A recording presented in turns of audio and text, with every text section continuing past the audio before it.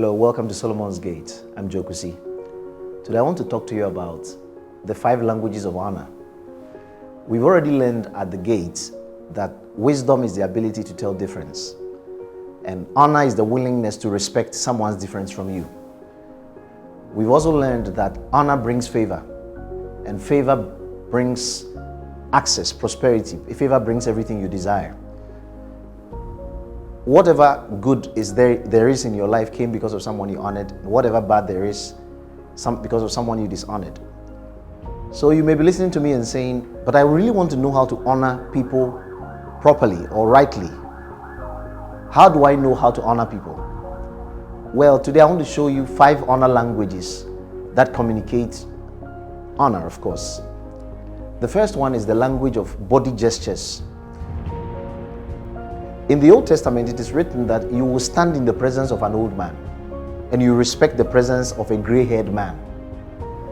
So when you are in the presence of greatness, or you are in the presence of elders, or you are in the presence of people who demand or inspire honor, the first thing you need to show honor with is your body language.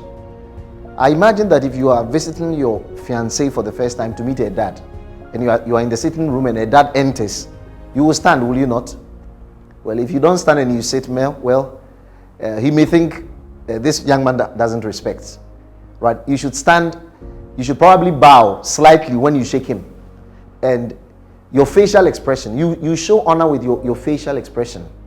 Right? So the way your face shows honor or dishonor. Right? So that's the first language of honor. In Japan, everybody bows. No matter who they are talking to, they bow. They are a nation so steeped in the culture of honor that it pervades every facet of society. So they bow anywhere you greet. They greet you bowing. They understand body gestures as a language of honor. The second language of honor I want to talk about is manners. Now, what are manners? Manners are ways of behaving that are acceptable to a social and cultural context. Yes, so in Africa, in our part of the world, when you go into, and just about anywhere else in the world, when you visit a home, you are expected to enter with a word of greeting. You're expected to say please where appropriate. You're expected to say thank you where appropriate.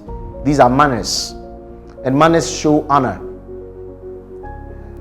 When your boss comes to the office, when he looks in your direction, you probably will stand up and greet him to show honor. Now, let me remind you that as you are communicating with the languages of honor, you are earning favor. You are earning favor. Yes. I would advise you, anytime you are in the presence of a very distinguished person and you walk into their office or into their presence, bow slightly. It makes you easier to talk to, and it makes access more convenient, giving you access more convenient.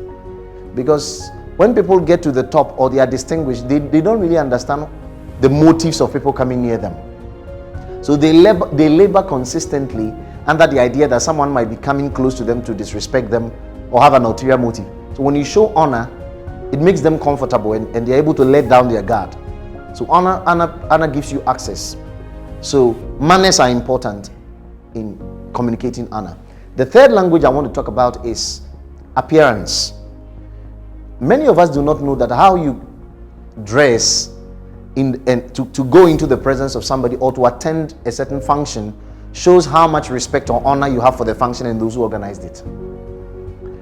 I expect you to wear black shoes when you attend someone's wedding. Yes. And when you attend someone's mother's funeral, please wear black shoes. And wear the attire appropriate to the event. How would you feel if somebody wore sneakers and sweatpants and whatever to your mother's funeral?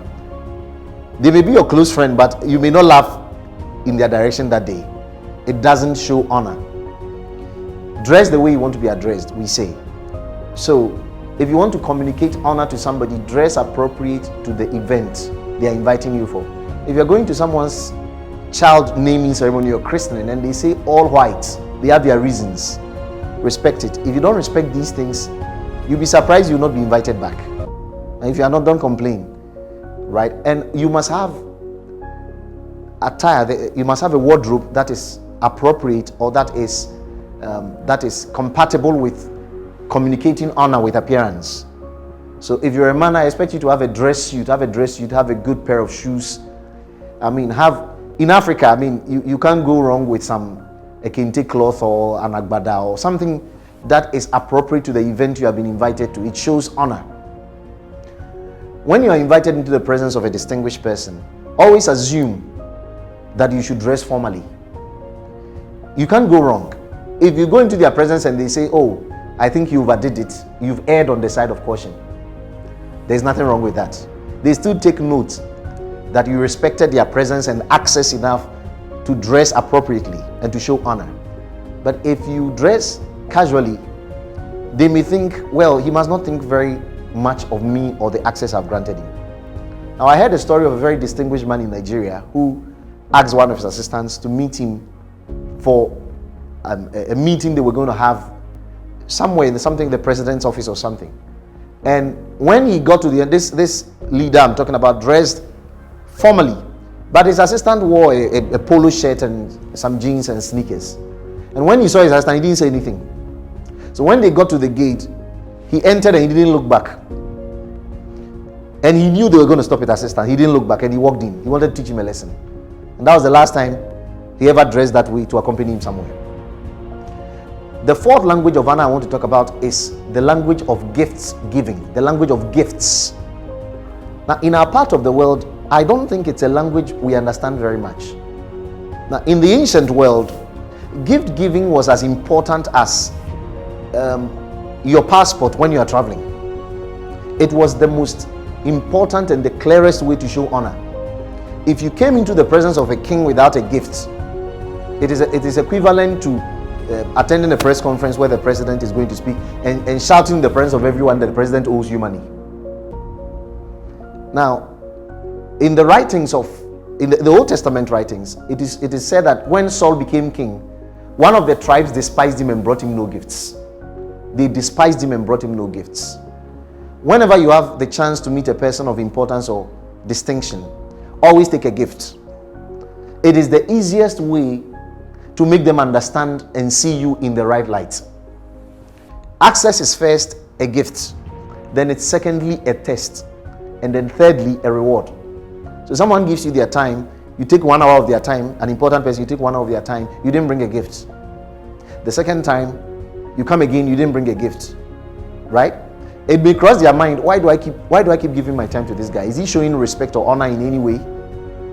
Now, even with our loved ones, when you give your husband or wife a gift, it just gives life to your relationship, and it removes the veneer of familiarity which breeds contempt, and it shows them you care about them and you want to honor them and you do not take them for granted. That's the power of gift giving.